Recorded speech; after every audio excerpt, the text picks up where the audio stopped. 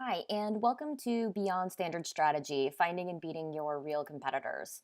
I'm Erin Robbins, President and COO of Ginzametrics, and I've been working in digital marketing, analytics, and technology for the past 15 years. I like doing webinars like this because after working across agencies, enterprise, and startup businesses, I've seen a lot of the same marketing struggles really persist, and there are solves that don't have to disrupt your entire ecosystem. I typically try to keep these webinars under 30 minutes since I know everybody's busy. Because of the number of people on the call, attendees are muted, but I am happy to answer questions following the webinar via email, or feel free to set up a call or message me at my Twitter handle, which is at TexasGirlErin. So let's get started. When we're talking about leveraging kind of search strategies to beat your competition, there are three things that I want to cover today. The first is tracking your real relevant competitors. The second is segmenting competitors and analytics by campaigns, features, products, audiences, markets, and other key areas for your business. And the last is analysis and reporting structures that draw insights from competitor content. When we're talking about tracking, first we have to actually find our real competitors. So for the purposes of today's discussion, a competitor is anyone who's taking attention away from your content. Most marketers are tracking an average of 3 competitors for their brand, but does this actually work when you've got multiple products, features, locations, audience segments, messages, campaigns? Probably not. But this is typically an arbitrary number and limits our data set. So this makes real insights impossible. So there's really no reason to track only 3 or 3 for everything. You can track as many as are necessary to track. So if you're using a tool that's limiting the number of competitors that you're able to track, you might want to kind of take a look or ask, if you can add in more that are relevant. So there's some common ways that organizations kind of discover competitors. The first is using competitors already identified by the organization or a previous agency or incumbent manager. The second is finding competitors at the full site level. And the third is finding competitors for a few kind of core keywords. We're talking about finding competitors that somebody else has already discovered or decided is competition. That is really difficult because, it's not that you want to say that somebody else was wrong or that your organization is incorrect, but competition does change over time. So it's always worth re-examining whether or not that's still really relevant. Finding competitors at the full site level is also really difficult. What you're often going to discover is that somebody really big, like Amazon or something, is going to be a competitor at a full site level. But it may not really help you understand what's going on across various features, products, locations, all kinds of other interesting ways you could slice and dice. And finding competitors for a few core keywords where you say like, hey, these are the 10 most important keywords we have. So I'm just going to find out who's competing with me there. And I'll just pick the top ones for that, is going to severely limit the ideas you can get for content, for better keywords, for new ideas, for better messaging strategies, and for some of these long tail efforts. So let's kind of talk about why this happens. So I want to dig a little bit into cognitive bias because it's easy to forget that we are, humans and we see patterns in data that may not really be there. So cognitive bias is part of the reason that we tend to distill down competitors and often choose competitors incorrectly. So there's kind of 4 areas that play against us in these circumstances. The first is when we have too much information. So when we just feel like there's information overload, what happens is we tend to notice things that we've seen before. So whether that's because of advertising or email or other search campaigns or things like that, we recognize things that we've already seen as obvious competitors. And we also tend to choose competitors that we've previously considered to be competitors. So if at some point you thought somebody was your competition and then you see them turn up in a list, you're like, aha, I was right. And you pick them again. Sometimes there's not enough meaning in the data. So then we try to make something fit into a competitor's segment so that we're trying to identify a pattern that's actually not really there because our minds are trying to force meaning into a situation that doesn't have it because our brains don't like it when things seem meaningless. Or we oversimplify a list so that we can draw a conclusion that's meaningful to us specifically.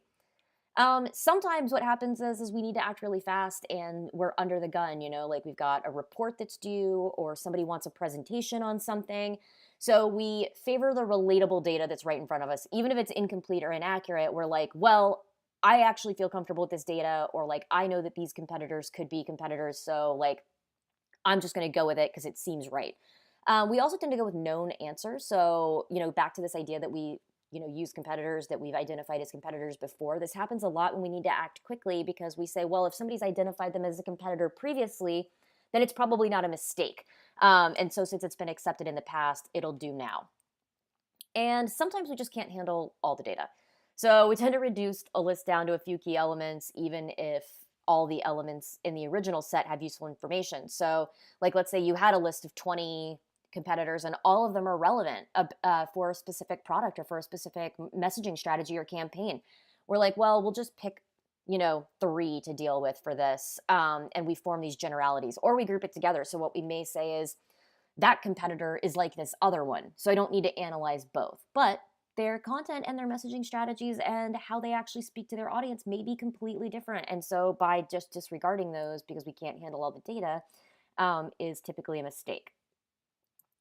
So, and today we're going to talk about how to actually handle all the data and what this means. So we can look at this in an action with an example. To guide our conversation today, I'm going to use KEURIG as our example. And since KEURIG makes coffee makers for home and office and industrial use and partners with a bunch of companies on actual beverages for their makers, you'd think that KEURIG would want to be thought of as a top coffee making option by consumers. And full disclosure, I don't work with KEURIG. I don't work for KEURIG. KEURIG is not a customer of Ginzametrics. This is just an example. Okay. So when I put KEURIG.com into Google's keyword planner, I get 700 keywords returned. And then when I add in coffee maker and coffee brewing related keywords, Keyword Planner suggests another 1,100 keywords to track. So then if I go and I search for just best coffee maker, Google SERP returns this. And on this page alone, we've got shopping results, ads, answer box, and related questions, all before we get to actual regular search content, which is now below the fold. And because all of these universal and extended search elements exist, there are more than 20 products listed on the first page alone, and KEURIG is only on this page as a paid shopping result. So is all of this content and all of these products competition? So if I just use the 700 keywords that Google Keyword Planner returned for KEURIG.com, I've discovered 380 competitors in Ginza. So not only is sorting through all of that time consuming, but it doesn't actually tell me anything about what they're competing with me for specifically or how to measure or understand it. All I know is that something on the site has something overlapping with these other people, but I don't know what. I don't know if any of it falls in any sort of logical patterns. I don't know if they're competing with me around a particular area. All I have is this huge list. So what's the answer? The answer is to create keyword and content segments to discover your real competition and to group competitors for faster analysis and reporting.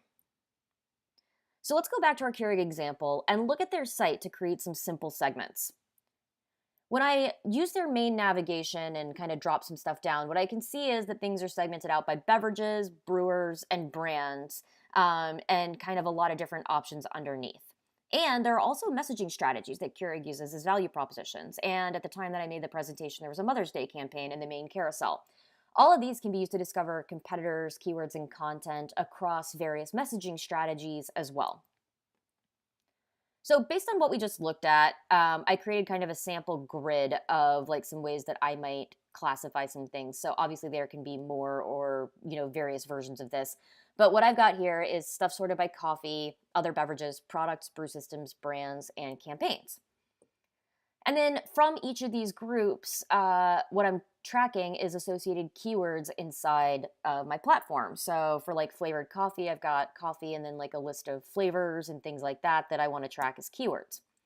So when I create the keyword groups inside the platform, I match them up and this allows me to filter kind of analytics quickly. And keywords and content can belong to multiple groups. So this means that if I want to use specific things for a product or a feature set, then I can also use some overlapping keywords for messaging strategies or different brands or things like that. You want to create mirroring keyword and content segments so that you can tie them together and kind of compare and contrast and see all related content as well as targeted keywords for things that you're tracking. One of the things that's interesting here is, a lot of times what'll happen is if somebody's working on a specific campaign or targeting a particular feature, what they might find is that content shows up that they hadn't particularly considered as part of that group. But when people are searching for that thing, they're finding content related to this. Or that you have content that you were creating for a specific campaign, but it turns out that your keywords aren't actually driving traffic there. So, kind of creating both keyword and content groups for everything gives you ideas of overlapping parity and where you may be missing some stuff. One of the things that we do in Ginza for creating content groups and segments is instead of just doing title or URL matching, we do title, URL, H1, and H2 tag matching.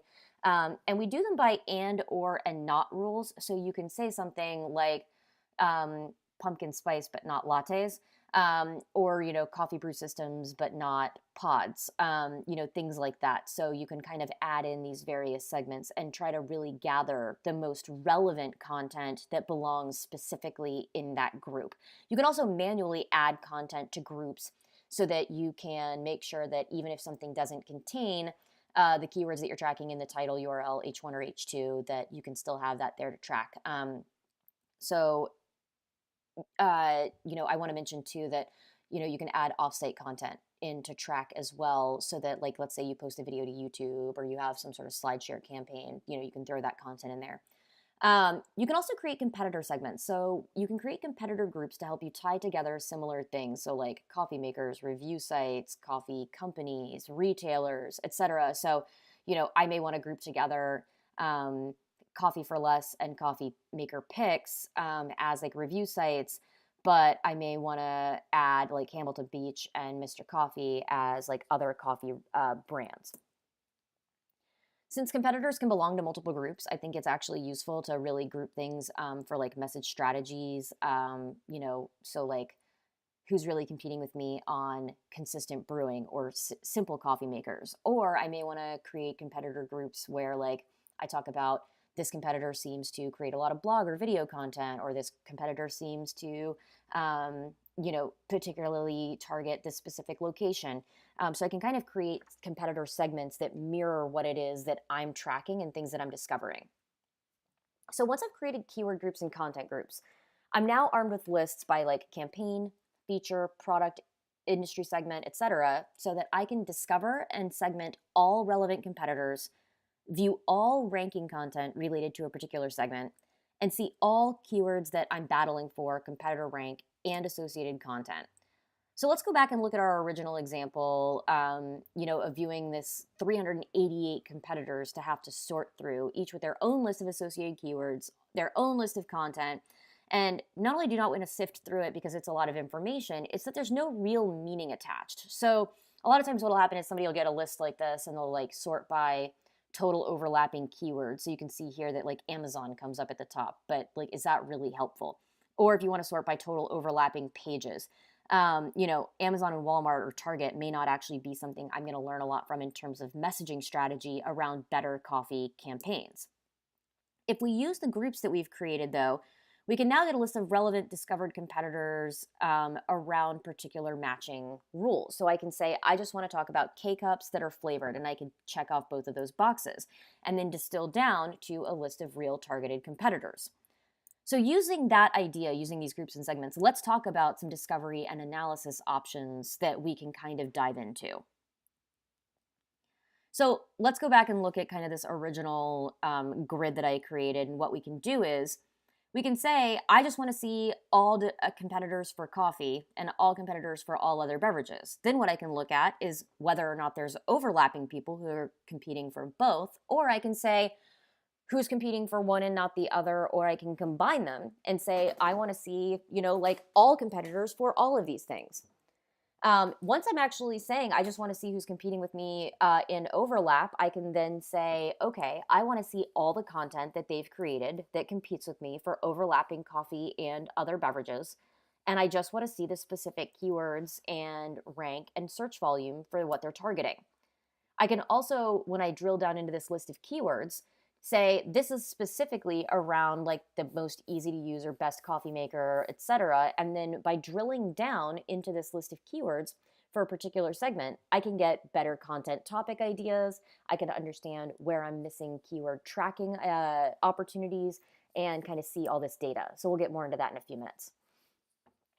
I can also say I just want to know competitors who make K-Cups for coffee and other beverages if I add in kind of the K-Cup product, and I want to know who talks about just that. I can also say I'm getting ready to release a campaign around a new dark roast K-Cup, and I want to know what other content already exists for dark roast K-Cups and what seems to be working. This is a really useful tool for launching new products, and this works really well for both B2B and B2C opportunities because what you're getting is a way to look and see not just what content you have already around something, but even if you don't have any content, you can still find competitors and their target keywords around a particular area before you ever even spend any time or money creating more content and resources. You can also look for people who are competing with you for just particular messaging strategies. So maybe I want to just see who else is talking about simplicity in brewing. I can do that and I can see how they're talking about it, what types of imagery they're using, what types of verbiage they're using. I can see things like search volume around simplicity in brewing and relate that to their content and have a better understanding of if somebody's looking for a simple brewing system, what are they likely to find? So again, using these kind of pre-created groups that will automatically be updated, you can really segment out and quickly analyze and report on things. So in the Ginza system, once you create your groups, they're automatically auto-populated. So not only will it pull all relevant keywords and content into the groups, but if you add new content or keywords, they will automatically be added to their associated groups. So you don't have to kind of keep going back in and updating them. And this ensures that you're capturing kind of continuous information as things change. So we've got some analysis ideas. So if we want to figure out who's competing in just one area or specific group of features, you may be overlooking some things. So here's an example that I used.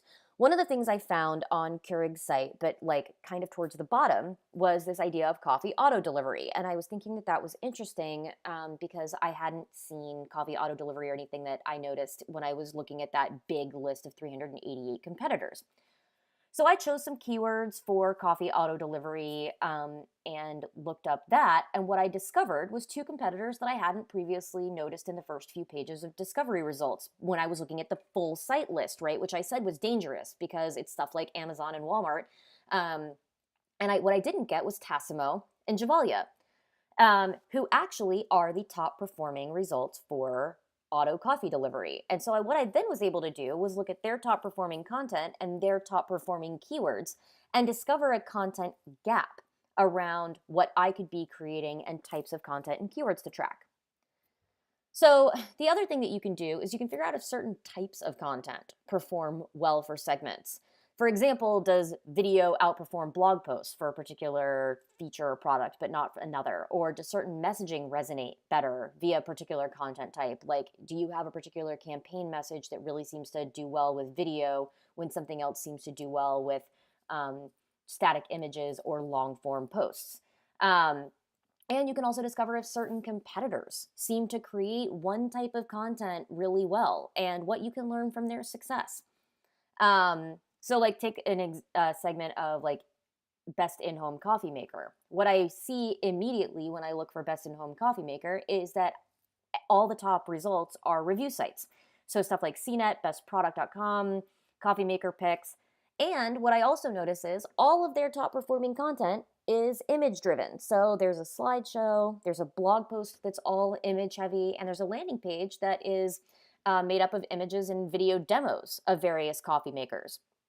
So what I notice here is when somebody's looking for best in-home coffee maker, what the content that I would want to serve up would be image driven and video around how my coffee maker works, why consistency in brewing is really important, why this is the best possible system, how all of these items are. And then I also want to make sure that I share great product imagery, video overviews, and things like that with review sites. So I want to make sure that they have like images and things that link back to my site and the best possible quality images and videos for them to use when they're doing these reviews. So being able to see this may help me actually leverage better kind of combined marketing opportunities.